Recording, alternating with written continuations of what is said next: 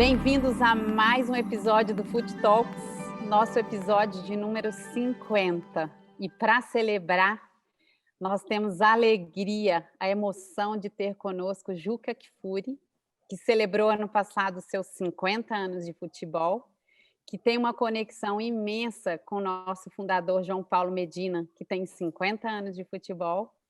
Então aqui são muitos símbolos. Esse jornalista que é um ícone no Brasil, plural, que faz a diferença com a sua voz e com as suas expressões. Juca, um prazer imenso ter você aqui com a gente. Elô, o prazer é todo meu. Eu sou um ardoroso fã da Universidade do Futebol e sou um ardoroso fã do professor Medina há muito tempo.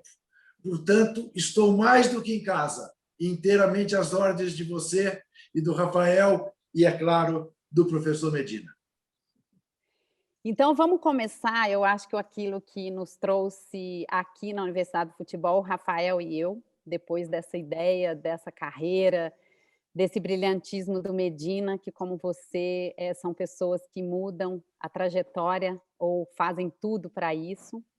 O que nos trouxe aqui, eu acho que o que nos traz aqui, nós quatro, e quem está nos assistindo, posso simbolizar pelo nosso propósito da universidade, que é mudar o futebol para transformar uma sociedade.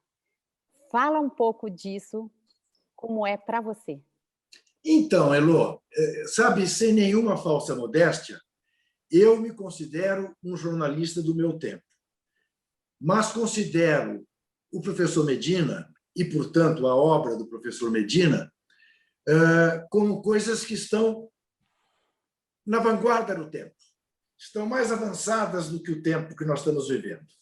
Eu não tenho dúvida nenhuma, e apenas lamento, eventualmente, não estar aqui para assistir, e talvez o professor Medina também não esteja, que a gente mais ou menos tem a mesma idade, mas certamente o Rafael e você, Elô, estarão para ver frutificar aquilo que a Universidade do Futebol planta hoje.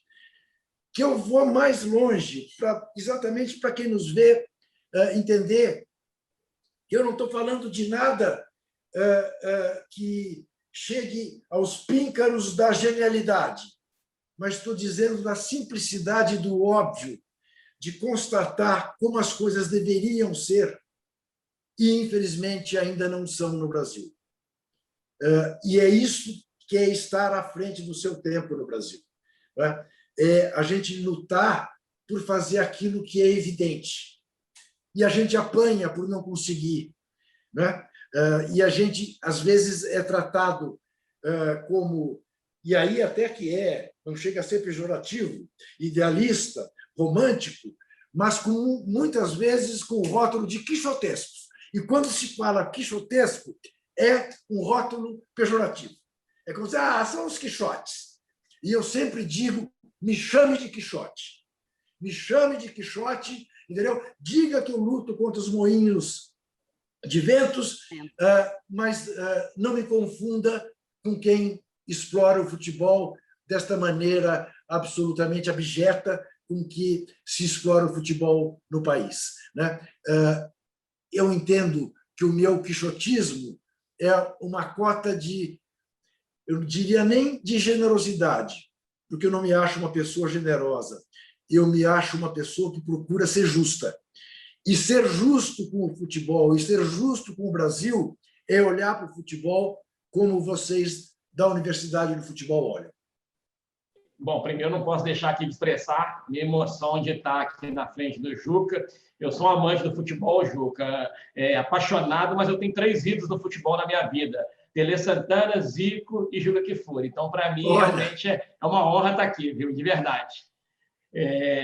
Vamos lá, Juca. Nos anos 80, no início dos anos 80, lá, o melhor dia da minha semana era o dia que chegava placar nas bancas de revista, né? E você foi o diretor da revista e começou uma série. Você foi um precursor da investigação, da reportagem investigativa do futebol.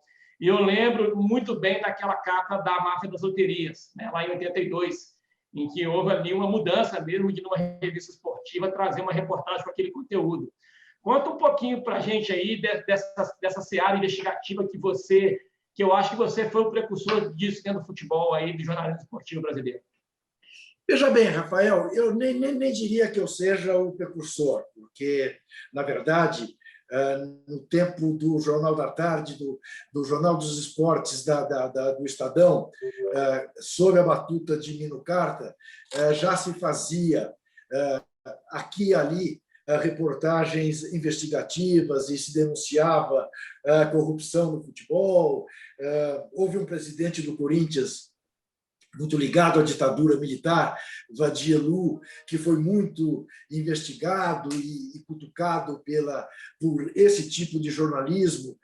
Mas, na verdade, era o seguinte: quando eu comecei a trabalhar na revista Placar, eu ouvia muito repórteres da revista contando casos escabrosos, e eu perguntava, mas, escuta, por que não publicamos isso? Apuramos isso direitinho e publicamos. Eu era chefe de reportagem.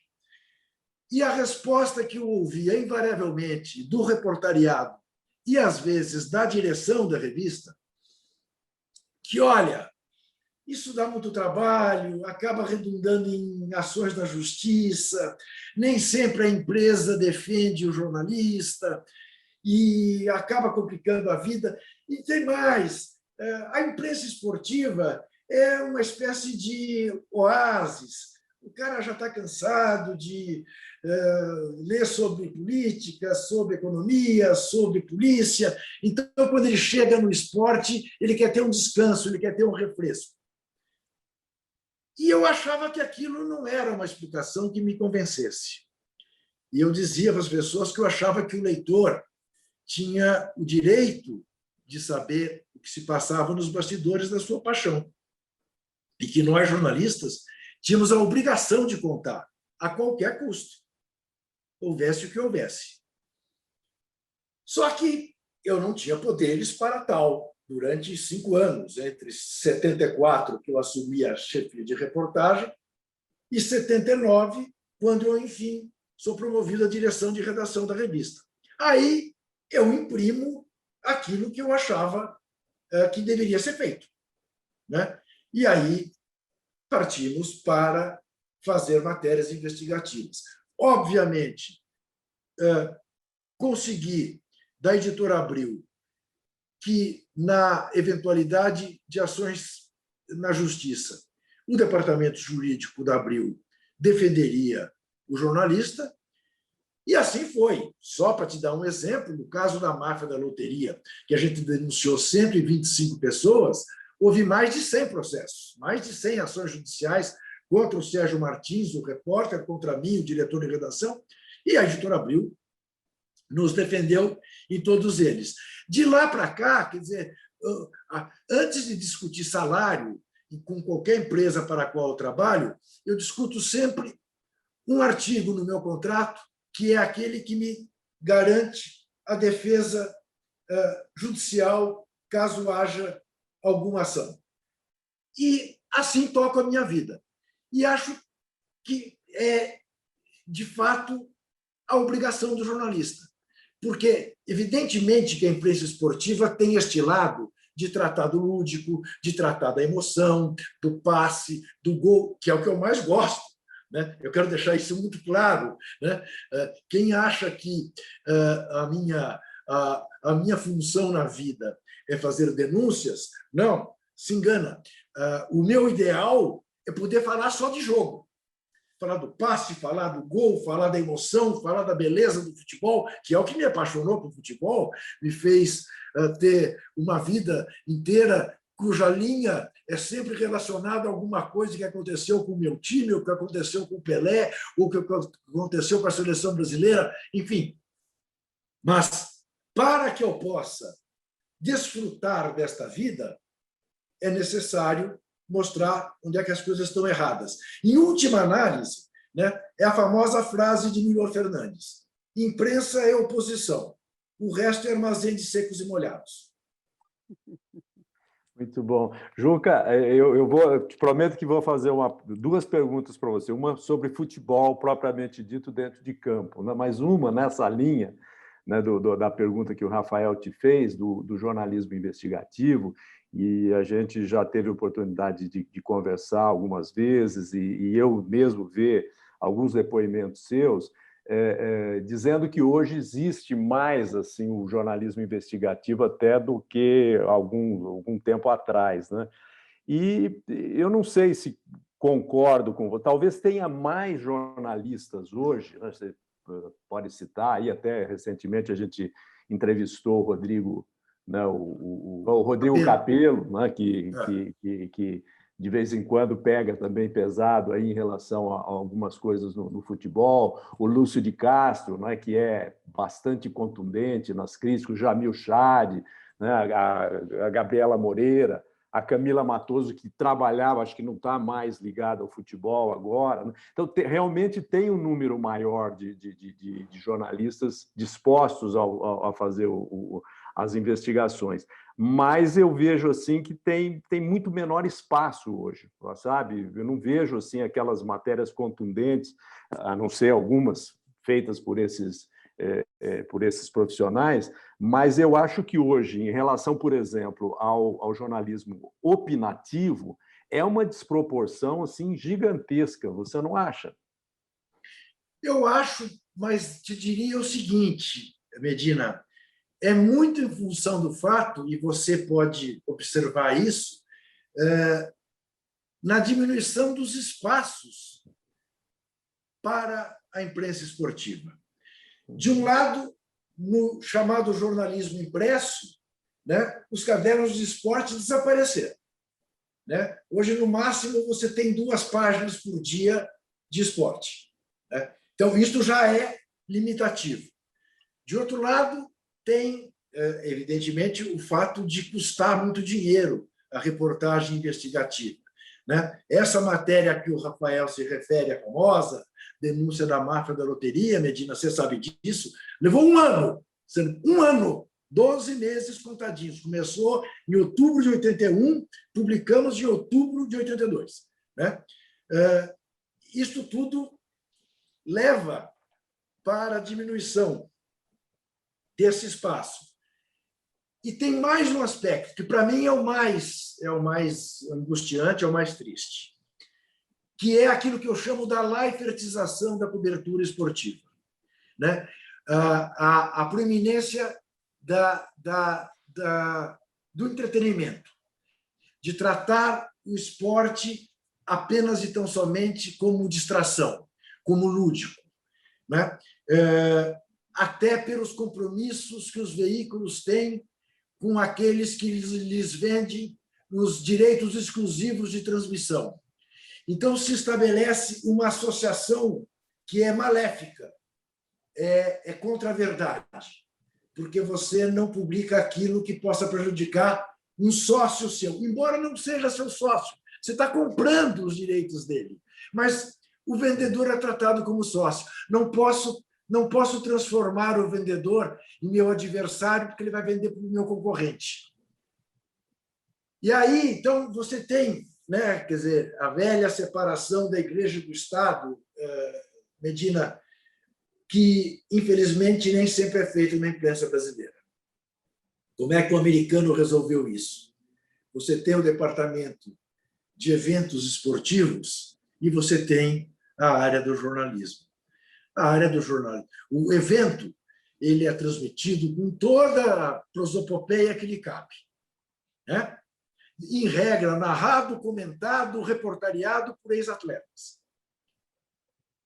Na hora que entra o Jornal Nacional deles, vai dizer se o Super Bowl, se a grama estava boa, se o hambúrguer estava frio, se a cerveja estava quente, se houve maltrato ao torcedor que chegou para o estádio, ou se o presidente do clube que participa do jogo está sendo acusado de evasão fiscal. Inteiramente separado. Aqui no Brasil, não. Aqui no Brasil, não. Principalmente no chamado jornalismo eletrônico, né? Na televisão, seja ela aberta, seja fechada. Então, nesses espaços, você, de fato, cada vez vê menos matérias investigativas. Agora, uma coisa que eu gosto sempre de pontuar, Elô, Rafael, Medina, quem nos vê, quem nos ouve. Jornalismo investigativo não é necessariamente jornalismo de denúncia. não é necessariamente para ferrar a vida de quem quer que seja. Eu sempre digo que a reportagem que eu fiz em 51 anos de carreira, que me dá mais orgulho, foi fruto de uma longa investigação quando eu dirigi a revista Playboy para contar quem era Carlos Zéfiro, que era o responsável pelas suas revistinhas pornográficas, pela formação sexual de pelo menos 2 gerações, e que ninguém sabia quem era. E que eu me dediquei, quando assumi a revista Playboy, por um acidente, porque o diretor da revista teve um infarto aos 46 anos e morreu, e a editora Abril achou de me colocar no lugar dele, eu fui me dedicar a isso. E, ao descobrir um ex-funcionário público que morria de medo de perder sua aposentadoria caso o nome dele viesse à tona, consegui convencê-lo e a família de que, ao contrário, ele não perderia nada, ele ganharia, já tinha acabado a ditadura, já não havia mais perseguições moralistas desse tipo. E o que aconteceu com ele? A reportagem saiu em outubro, em novembro ele foi ao Jô Soares, em dezembro ele foi paraninfo da turma de comunicação da Universidade Federal do Rio de Janeiro, e em março ele morreu. Morreu reconhecido, morreu feliz, porque devidamente com o ego massageado, né? Então, é bom também ter isso em mente, né? Que jornalismo investigativo tem este lado também. Juca, agora entrando no campo, né, é uma discussão também bastante interessante, né? E embora a gente seja muito crítico em relação a uma série de coisas que trouxe essa evolução do futebol, né, essa modernização do futebol, né, principalmente com a exclusão dos torcedores mais pobres dos estádios, é uma delas, gritante, né? Mas dentro de campo, né, eu, por exemplo, né, que acompanho há muito tempo, como você, aí, o futebol, eu vejo muita beleza no futebol de hoje, né? Houve uma transformação, evidentemente, né? Aquilo que tinha mais preponderância técnica, hoje é mais tática, física, enfim. Mas a beleza, ela está presente no futebol de hoje também, né? Qual é o paralelo que você traça assim, entre esse futebol romântico, né, que muitas vezes as pessoas até rejeitam, renegam até esse futebol de hoje em prol desse antigo? Qual o seu olhar sobre isso? Medina adora essa pergunta, porque isso aí vale um seminário, né? Vale um seminário. Medina, veja, eu acho deliciosa a frase, me divirto, né? Vira e mexe, sou procurado por eles. Ódio eterno ao futebol moderno. Acho muito divertido, mas não concordo. Não concordo mesmo. Eu não tenho nenhum laivo saudosista. Eu digo isso para quem quiser ouvir, que eu me divirto com o futebol hoje, como me divertia com Mané Garrincha, com Pelé, com Rivelino, com Tostão, com Gerson, da mesma forma. Da mesma forma, me divirto com o Messi, com o Cristiano, adoro o De Bruyne, gosto muito do Lewandowski.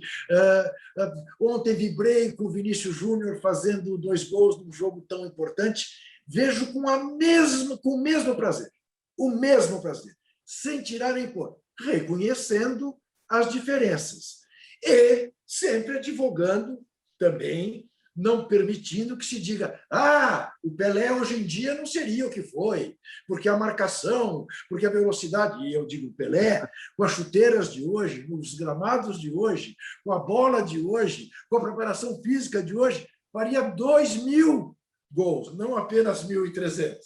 Né? Não me venha com essa. Mané Garrincha teria a vida mais longeva, cuidariam mais dos joelhos dele, não teria tido uma carreira tão curta, né? O Reinaldo também, enfim. Então, não permito que desfaçam do futebol de ontem, mas curto o futebol de hoje da mesma maneira. E continuo achando, Medina, e até porque bebo da sua sabedoria, bebo da sabedoria do Tostão, sem nenhuma preocupação de parecer que estou jogando confete. Bebo da sabedoria de quem jogou, de quem viveu lá dentro, para entender a importância do detalhe, a importância do acaso, a importância do fator humano. Tudo isso, sem desmerecer a importância da preparação física, da ocupação de espaços, dos esquemas táticos, tudo isso. Né? Nesse aspecto, eu acho que, de fato, o futebol evoluiu. O futebol evoluiu nesse aspecto a que você se referiu, da gentrificação, né? da exclusão dos excluídos dos estados, da arenização, que não precisava ser tão radical como foi. Ao mesmo tempo, Medina, que eu olho para o futebol, e ainda ontem eu dizia isso, num debate de que participei, que as pessoas até estranham, dada a minha biografia, quando me ouvem dizer isso. O que eu acho que o futebol brasileiro precisa é de um choque de capitalismo, mas não do capitalismo selvagem, esse que nós vivemos. Eu digo do capitalismo dinamarquês, do capitalismo iluminista, do capitalismo que seja capaz de, por um modelo de gestão mais inteligente, permitir que os nossos ídolos permaneçam aqui, que a gente não seja exportador de pé de obra, que a gente não seja, de novo, como no tempo da colônia, exportador de commodity, de matéria-prima. Né? Nós tínhamos todas as condições, dadas as nossas dimensões e a força da nossa economia. Lembremos, não faz muito tempo o Brasil era a 6ª economia do mundo. É a 12ª hoje, a gente sabe por quê. Mas temos força suficiente para fazer do nosso futebol uma NBA. Não fazemos porque vivemos sob o modelo do capitalismo selvagem no Brasil. Nós estamos tendo aí no futebol brasileiro, aí nos últimos anos, aí uma pequena invasão aí dos técnicos estrangeiros, né? Alguns portugueses, muitos aí dos países vizinhos da América Latina, principalmente argentinos. Como é que você vê hoje aí a qualidade dos nossos técnicos, dos brasileiros, frente aos gringos aí? Você vê que realmente nós estamos mais ultrapassados, que esses caras taticamente estão à nossa frente? Olha, Rafael, em princípio, bem-vindos os estrangeiros, né? Vamos parar com xenofobia. E nós sabemos, em outros esportes, como a presença de técnicos estrangeiros nos fez evoluir. No vôlei, no handball, no basquete, precisou vir um argentino para recolocar o Brasil nas Olimpíadas, e nós éramos bicampeões mundiais e tínhamos vencido, já ganhado 2 medalhas de bronze olímpica, e precisou vir um técnico argentino para recolocar o nosso basquete no lugar certo. Eu acho, sim, que esses técnicos oxigenam a cabeça dos nossos. Alguns, é inevitável, ficarem superados, não necessariamente por terem a idade que têm, mas por, eventualmente, deixarem de estudar, deixarem de se modernizar, acharem que já sabem tudo e que não precisam se reciclar, né? E aí vão ficando para trás. Até, às vezes, nem é na visão tática, mas é no trato. É no trato. O Rafael, o Medina sabe disso melhor que nós todos, né? Hoje em dia, você tratar com o Gabigol é muito diferente de você tratar com o Tostão. Até porque o Tostão não vivia com fone de ouvido, né? Que nem você e a Elô estão, né? Ouvindo música, entrando no vestiário cantando. E não me interrompa agora, seu treinador. Né? E respondendo o WhatsApp. Né? A vida mudou. O trato tem que mudar. Medina tem essa experiência, como eu tenho, de netas, né? E netos. Né? É uma aula por dia, Rafael. É uma aula por dia. E nesses tempos de pandemia, mais ainda, porque durante um longo período, muito mais longo do que eu gostaria, o contato foi só via FaceTime. E eu tinha uma aula de internet, uma aula de digital a cada contato. Porque eu achava que não podia fazer 2 coisas ao mesmo tempo. Eu disse, não, pode sim, vovô, pode passar o filme e o zap e, ao mesmo tempo, continuar conversando comigo. Né? Bom, aí você fica esperto. Né? E você não repete essa bobagem para o seu concorrente, Enfim, quer dizer, eu me vi cobrindo a Copa do Mundo e Olimpíada no mini iPad, que é pelo intermédio pelo qual estou falando com você aqui, pelo Zoom, mas com uma tela de mini iPad na minha frente, né? E os meus colegas estrangeiros diziam: você está maluco? Cadê o laptop? Eu dizia: eu não preciso de laptop. O Wi-Fi no estádio é suficientemente bom para eu cobrir essa... E andava com o iPad no bolso do colete, daqueles coletes de fotógrafo. Detesto ter as mãos ocupadas, detesto carregar coisa. Cobri 3 Olimpíadas e já 4 Copas assim. 4 Copas assim. Ou seja, ou você se atualiza, se moderniza, ou você fica para trás. Aí vêm aí os estrangeiros mais estudiosos e acabam tomando esse espaço. Quer dizer, alguma razão há, né, Rafael, que os 2 últimos campeões brasileiros são portugueses, né? Alguma razão há, alguma coisa tem, né? E quando a gente pega... É diferente o Abel Ferreira. O Abel Ferreira não está fazendo revolução nenhuma, está apenas sendo competente naquele esquema que ele gosta, com um bom elenco como ele tem na mão. O Jorge Jesus tinha um elenco ainda melhor. Mas o que o Jorge Jesus fez? Ele fez uma revolução, uma ruptura no nosso futebol? Não, ele fez um retorno no nosso futebol. Ele fez o Flamengo jogar como a gente gostava de ver outros clubes brasileiros que já jogaram. Eu nunca me esqueço de uma entrevista dada pelo Pepe Guardiola por um repórter brasileiro no dia em que o Barcelona ganhou de 4-0 do Santos na final do Mundial de Clubes. O repórter brasileiro fez uma pergunta ao Guardiola em portunhol. O Guardiola identificou que aquilo era portunhol, não era espanhol nem português, e perguntou: você é do Brasil? O repórter disse: sim, sou do Brasil. Você está me perguntando onde é que eu descobri esse futebol? Esse futebol que você viu o Barcelona jogar é o futebol que o meu avô e meu pai me ensinaram a ver com os brasileiros fazendo. Ponto. Ponto. Agora, eu acho que esse sangue novo, esse sangue estrangeiro que está chegando aí, vai servir para oxigenar os nossos treinadores. Vai ser muito bom. Juca, eu vou pegar um gancho nessa questão de consumo, de novidade, de atualização, e vou te perguntar sobre as novas gerações, né? Atrelado a uma visão de uma competição eu contra você, estou falando dos clubes, né?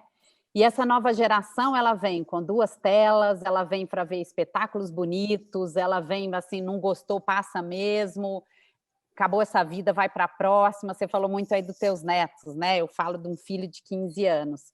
Como é que você vê o futebol frente ao desafio desse novo consumidor que tem outros estímulos e outras opções?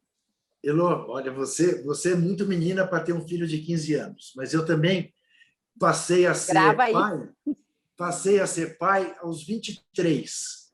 Então, portanto, eu tenho um filho de 48, eu tenho um outro filho de 46, eu tenho uma menina de 43 e tenho um filho temporão de 30, o Felipe.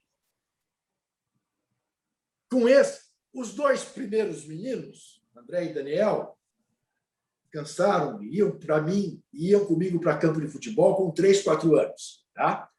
Voltavam imundos de amendoim, de sorvete, né? De subir e descer arquibancada, às vezes, durante boa parte do tempo, pouca atenção prestavam nos jogos. A Camila gostou menos de futebol, talvez até por uma postura um pouco machista minha. Mas o Felipe, Elô, o Felipe vê futebol comigo em 2 telas. Eu quase bato nele, porque eu culpo ele pela falta de gols do Corinthians. Eu digo: você não se concentra, o Corinthians não faz o gol. Entendeu? Você se distrai olhando a segunda tela, o Corinthians toma o gol. Né? É uma coisa de realmente que, para a qual quem faz comunicação no Brasil tem que estar muito atento. Muito atento. Você brincou comigo antes da gente começar a gravar, né, que eu, com frequência, me apresento como blogueiro. Mas essa foi, Elô, a grande surpresa e novidade na minha vida. E eu já tinha mais de 35 anos de carreira. Entendeu? Eu tive duas surpresas. Uma por burrice minha. Foi o período que eu fiz rádio durante 10 anos, toda noite, na Rádio CBN. E me apaixonei por rádio. Mas rádio é muito anterior a mim, né? Eu apenas olhava para a rádio como se fosse uma coisa menor e descobri que não era, que é delicioso fazer rádio. Mas o blog, quando me chamaram para fazer o blog, eu perguntei, mas o que é isso? Não, você tem que fazer uma nota por dia, manda para nós, a gente publica no site, no portal, de segunda a sexta. De segunda a sexta. E a sua coluna na Folha, 3 vezes por semana. Eu falei, tá legal. E fiz uma nota. Fiz uma nota que eles puseram no ar às 10 horas da manhã. E eu, ao meio-dia, eu fui dormir, já com a nota escrita, para que eles publicassem às 10 da manhã, pensei com meus botões. Se amanhã, ali por volta do meio-dia, eu entrar lá no UOL e 10 mil pessoas tiverem visto a minha nota, vou ficar feliz da vida. Ao meio-dia eu fui vê-lo. E 60 mil pessoas tinham visto a nota. E aí eu olhei para aquilo e falei, bem, e daí? Então 60 mil pessoas viram. Vai que 30 mil gostaram. Vão voltar no blog para ver se tem mais alguma coisa hoje. E não vai ter nada? Tem que ter. E a partir daí, Elô, eu virei escravo do blog. Eu ponho 5, 6 notas por dia, e sábado e domingo, que eu não tenho a obrigação de pôr, ponho mais, porque é evidente, são os dias de futebol. E eu vejo jogos e blogo, e vejo jogos. Bom, eu falei, eu não sou mais jornalista, eu sou blogueiro. Eu sou blogueiro. Então, o que eu faço? Eu ainda consigo resistir, e sei que estou errado, a Twitter e Facebook, e a Instagram. Eu resisto. Mas o UOL não resiste, né? E põe as minhas coisas. Então, o blog tem um Facebook, o blog tem um Twitter, o blog tem um Instagram, né? Enfim, alimenta com as notas, multiplica com as notas. Mas se não fizer isso, você é atropelado. Você fica velho. Te aposentam, independentemente de você querer ou não se aposentar. Então, tem que estar atento o tempo todo. E este fenômeno das duas telas, eu te confesso, para mim é assim, insuportável ver o Felipe durante o jogo. Quer dizer, ele só olha para a tela quando o locutor eleva o tom de voz, porque o resto do tempo ele fica aqui. É como se eu estivesse conversando com você, olhando o meu zap. Eu acho que, entre outras coisas, falta de educação. Mas é assim que eles vivem, né? Você sabe, se tem um filho de 15 anos, é assim que eles vivem, né? E eu não vou pôr para vocês verem, porque seria, inclusive, ridículo esse avô babão fazer isso. O Medina é capaz de fazer. Mas tem um filminho da Júlia, minha neta, quando ela tinha 2 anos e meio, com o meu telefone, e dizia, cadê o fantasma? Cadê? Cadê o fantasma? Cadê? Está aqui o fantasma. Ela estava procurando um fantasma. Ela estava procurando um fantasma no meu iPad, no meu telefone, que eu não sabia que existia e que ela sabia, que ela pegava meu telefone e descobria lá um desenho que tinha, entendeu? Com 2 anos e meio. Exato. E você fala um aspecto, é esse, né? A atenção do jornalismo é o tom de voz, e são os clubes, né, Juca? Porque se eu, nesse ritmo que vai, acho que o Rafa vai nessa toada para te perguntar, nesse ritmo que vai, se eu tiver esse olhar, né, cada vez mais de hegemonia, de eu contra você, vão sobrando poucos times, além das segundas telas, a gente tem o desafio do espetáculo, né? É a não isso. ser que a gente tome a decisão de ficar com 2, 4 times e o resto. Mas vai ficar mais difícil, né? O consumo. Somos antropófagos, né, Elô? Somos antropófagos. Quer dizer, se o atleticano não entender que a grandeza dele depende da grandeza do Cruzeiro, ele pode se divertir com a morte do Cruzeiro, mas ele estará antecipando a morte do Atlético. E assim é o corintiano com o palmeirense, o gremista com o Colorado, é evidente. Né? E aí nós nos deparamos, eu volto a falar do capitalismo selvagem. Né? Quando as franquias da NBA se reúnem para planejar a temporada, elas olham para um negócio chamado basquete nos Estados Unidos. Eles podem querer se comer na quadra. Na mesa, todos querem garantir competitividade, garantir equilíbrio, garantir atração. Ninguém quer a espanholização, viver de Real Madrid e Barcelona. Exato. E nós, se não tomarmos cuidado, marcharemos para isso. Marcharemos para isso. Sem dúvida. Ô, Juca, dentro dessa linha aí, está se falando muito do Brasil e sobre questões teoricamente novas, né? Questão do clube empresa, ontem você teve um debate sobre isso, questão de fair play financeiro no futebol brasileiro.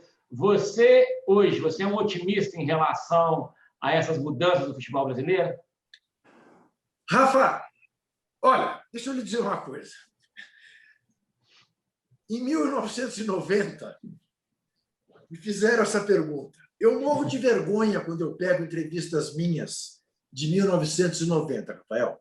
Brasil já democratizado, né? Caminhávamos para debelar a inflação, real forte a partir de 94, 95. Me perguntavam como é que eu encarava o futuro do futebol brasileiro e eu dizia, no máximo em 10 anos, esse negócio é tão bom que vai passar por cima dessa cartolagem antiquada. Corrupta, mas não importa, antiquada. Como dizia o Churchill, a guerra é uma coisa séria demais para deixar na mão dos generais. O futebol também é um negócio bom demais para deixar na mão desses cartolas. Vem uma nova geração aí, com MBA, gente que fez cursos de gestão esportiva na Getúlio Vargas, advogados, especialistas em direito esportivo, e nutricionistas, e médicos. O futebol brasileiro vai ter um choque, mas... Rafael, eu hoje, quando me pergunto como vai ser daqui a 10 anos, eu digo, eu em 90 achava que 2000 já estamos em 2021 e estamos como estamos. Não foi à toa, Rafael, que eu escrevi um livro cujo título é Confesso que Perdi. Porque eu perdi. Está aí o livro, Manual do Medina. Eu perdi, porque eu achava que era inevitável. E a superestrutura do nosso futebol é tão reacionária, porque não é questão de ser conservadora. Eu acabei de citar um conservador, o Churchill, né? O mundo deve tanto a ele. Né? É tão reacionária, tão corrupta e tão corrompedora que nós vivemos como? Essa gente raspa o tacho, essa gente sequer é habilidosa para roubar mais a longo prazo. Ela raspa o tacho, ela mata a galinha dos ovos de ouro todo santo dia. Todo santo dia. Você pensa, Rafael, se faz algum sentido um clube com a clientela que tem o Corinthians, clientela cativa, apaixonada, nesse aspecto maior que a do Flamengo, porque na sua praça está devendo 1 bilhão fora o estádio. Faz algum sentido? Essa é a realidade que a gente vive. Eu não vou resistir de pegar desse ponto. E não, eu ia te perguntar sobre o futuro, porque eu, essencialmente, sou estrategista, adoro, né, a fazer escolhas estratégicas e navegando para o futuro, em futuros possíveis, prováveis, mas futuros escolhidos, né, futuros possíveis para a gente realizar. Então, ao invés dessa pergunta, eu vou pegar esse seu gancho e vou fazer uma simulação. Juca Kfouri não vai desejar o futuro. Antes do Medina te fazer a homenagem final, Juca Kfouri manda, tem todos os recursos, quase que uma vara mágica. Já que a gente estava falando de Don Quixote, vamos continuar aí na fantasia. Quais são os 3 aspectos, quais são as 3 escolhas estratégicas que você faria e você pode realizar para mudar o futuro do futebol? Veja, sem que eu considere que nenhuma delas seja o bálsamo que vai resolver tudo. Tá? Claro. Isso não existe. Não existe. Bala de prata não existe, mas assim, Juca vai liderar 3 iniciativas estratégicas. E tem as outras. O estabelecimento da Sociedade Anônima do Futebol, ok? Que impõe um novo modelo de gestão, que permite, em segundo lugar, a responsabilização do gestor, coisa que nós não temos hoje. E o olhar voltado para a manutenção dos nossos jogadores aqui. Como é que você faz isso? Você faz por meio de planos de carreira. Você faz do mesmo modo que você pega o garoto hoje e não cuida dele e deixa que ele fique na mão de um empresário. Você pega esse garoto, você dá escola para esse garoto, você ensina línguas para esse garoto, você dá sustentação para a família desse garoto, plano de saúde para esse garoto, você cria vínculos com esse garoto, faz com que ele deixe de olhar o Barcelona como objetivo da sua vida e perceba que ele pode ser feliz no Flamengo, que é o clube do coração dele, que tem muito mais a ver com ele e que ele pode desfrutar. Entende? Por isso que eu digo, Elô, você é muito melhor do que eu para fazer estratégias, porque é a sua área. Mas é por isso que eu digo que, quando eu olho para a universidade no futebol, eu vejo um grupo de intelectuais pensando o futebol, pensando o que é óbvio, o que é cristalino, o que está na frente do nosso nariz. E quero deixar claro para que ninguém ache que, de alguma maneira, eu estou minimizando este papel. Dos diretores de cinema que eu mais gosto, como produto dos seus filmes, não quero entrar no outro debate, é o Woody Allen. O que faz o Woody Allen, Elô? O Woody Allen só trata do óbvio. Olhe os filmes do Woody Allen. Ele a vida real. Mas é assim, ele sai, olha, isso aqui dá um filme. E faz o filme. É isso. Não precisa ser gênio. Eu acho que o Medina tem traços de genialidade. Quero dizer com clareza que eu acho que tem. Né? Por isso apanha tanto. Né? Porque os gênios, em regra, são incompreendidos. Mas não precisa. Não precisa ser gênio. Não precisa. Olha, a gente vai olhando aqui, a gente está gravando isso no Dia do Jornalista, então é um duplo presente ter você conosco, ter sua voz, né, que toca, que transforma. Me deu vontade, como a gente abriu falando de mudar o futebol para transformar uma sociedade, que é o nosso propósito, a gente assumiu uma nova visão, que, como diz Simon Sinek, que é como o mundo será, se seu propósito for realizado. Então, a gente assumiu uma visão na universidade que é ver e viver numa sociedade transformada a partir de um futebol ético, inclusivo e sustentável. É isso. A gente vive isso, só que vive com pessoas como você. E como você, aos 50 anos do Medina, fez uma homenagem maravilhosa e merecida, que para ele a gente também, ele é nosso gênio, nosso mestre. A gente tem você como amigo. Ele agora gostaria de encerrar essa entrevista fazendo uma homenagem aos seus 50 anos. Muito obrigada. Obrigado, querida. Bom, não vou querer me igualar, né, à homenagem que o Juca me fez, que realmente me emocionou muito, né? O que eu queria mesmo de coração, né, Juca? A gente sabe o carinho que você tem por nós, né, por mim, pela Universidade de Futebol. Mas o que eu admiro muito em você, gostaria de deixar aqui registrado, né, além da sua paixão, né, incontestável pelo futebol, né, que a gente vê na vibração das suas considerações, mas é a sua paixão pela vida, né, que eu acho que é isso que que nos move, né? E inspira muitas pessoas, né? Independentemente de a gente concordar ou não concordar, né? Mas essa essência, né? Eu acho que é isso que nos faz estar aqui nesse momento, né?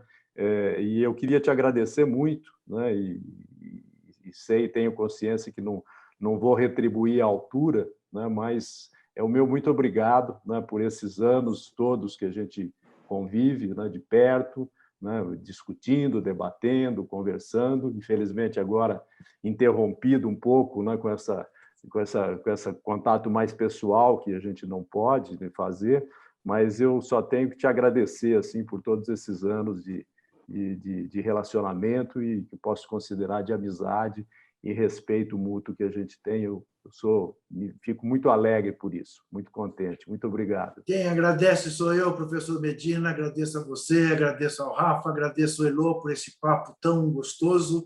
Estou sempre à disposição na Universidade do Futebol e vamos terminar pegando o seu mote, porque é isso mesmo, com o que um dia escreveu a Violeta Parra. Graças à la vida. É isso que nos faz caminhar. Vamos que vamos.